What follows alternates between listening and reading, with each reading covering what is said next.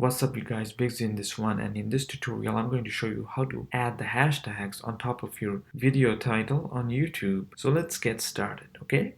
So once you log in and go into YouTube Studio, you select the video where you want to add your hashtags to. That's right, you click on the details icon there and go down into the description area of the video. Okay, so I'm here at the bottom of the descriptions area there, and I'm going to write down my hashtags here. Hashtag, what am I going to do? Ottawa River,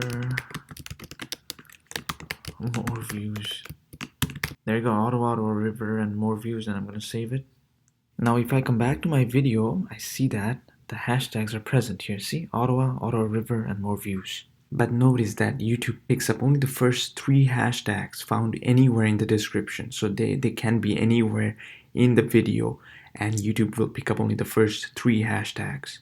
Also, if you add a location to your video, the hashtags will disappear from the top of the title, regardless of them being present in the description or not. So yeah, that is all for this time. Thank you very much for watching this tutorial, and do not forget to subscribe to my channel. Big Z out.